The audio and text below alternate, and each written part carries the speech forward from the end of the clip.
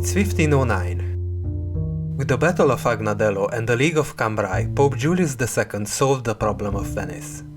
However, due to their quick and overwhelming victory, France's power grew menacingly large. Therefore, he quickly makes peace with Venice and starts to ponder the possibility of an anti-French alliance. For now, Ferdinand is open to the idea, but is eager not to be seen as the aggressor. Maximilian has other things on his mind, as he is still at war with Venice.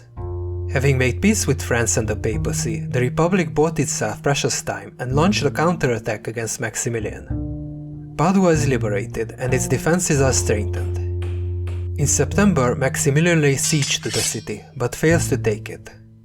Throughout 1510, a state of war persists, therefore neither Venice nor Maximilian is able to aid the Pope. Julius concludes that if he wants war with France, he will have to start it himself. First, he launches a piecemeal attack on Genoa, then takes territory from Ferrara. Ferrara is an ally of France.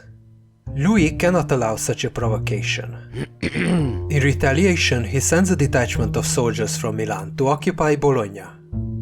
This is exactly what Julius wanted. In 1511, the Pope proposes a Holy League with the aim of expelling the French from papal lands. Ferdinand joins, as he is eager to act as a protector to the papacy. Venice joins in the hope of winning back territory lost to the French. Maximilian is persuaded to make peace with Venice and joins the League in hope he can grab Milan. Even Henry VIII of England joins, anticipating he can enlarge his possessions in France. War starts again, and by 1512 Venice manages to recapture Brescia, and Spanish and Venetian troops are besieging Bologna. A large Swiss army hired by the Pope is threatening Milan from the north.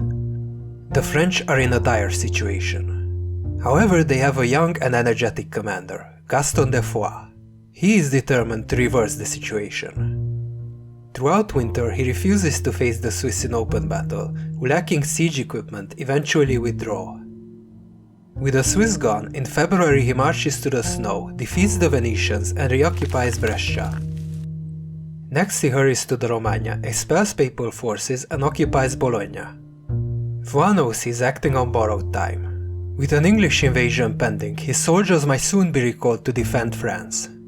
Additionally, with Maximilian in the League, the Landsknechts fighting in French service might be recalled at any time. Foix must act quickly to obtain a decisive battle.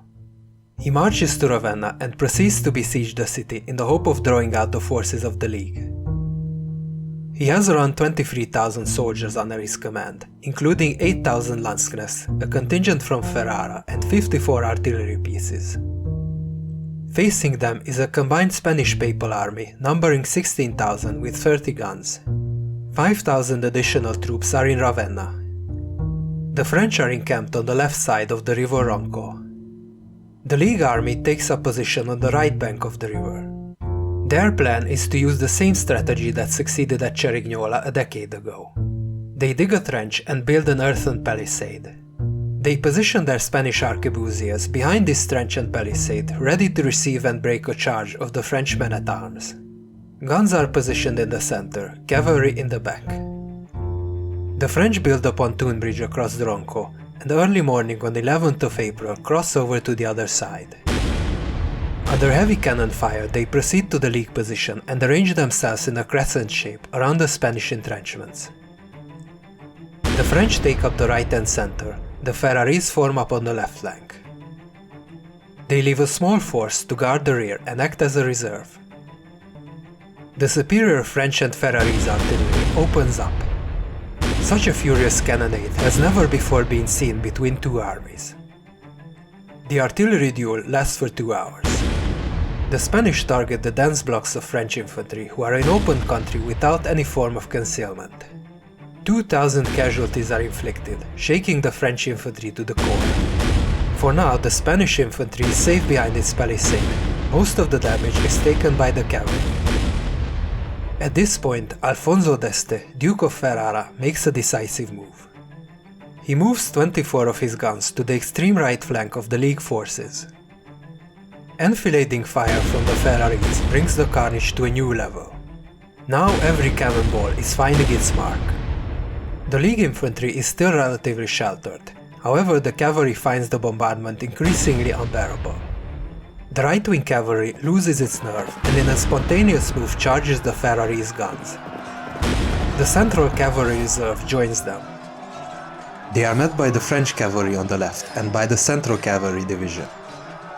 A bloody melee develops, where the French seem to have the upper hand over the already shaken Spanish. More reinforcements are sent from the other flank. Taking the cue from the left-wing cavalry, papal men-at-arms charge the French guns on the other side. The French reserve moves to meet them and repulses their charge. Broken and disheartened, the Spanish and papal cavalry leave the field, closely pursued by the French. The League position is now compromised, however the battle is still far from being won.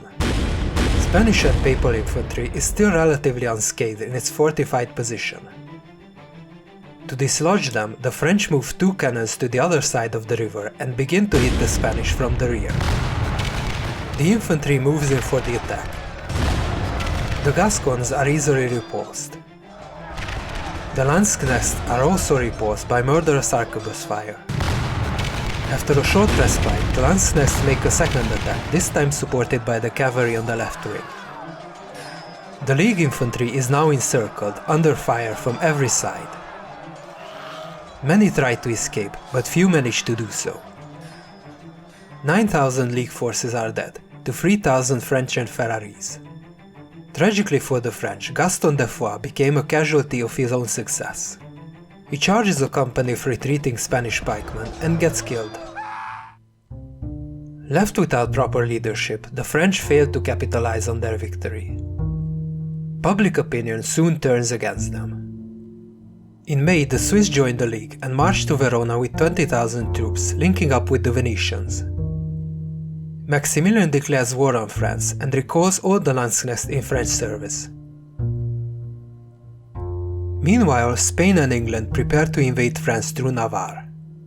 This invasion falls short of its goal, however the Spanish manage to conquer the tiny kingdom of Navarre and incorporate it into Spain.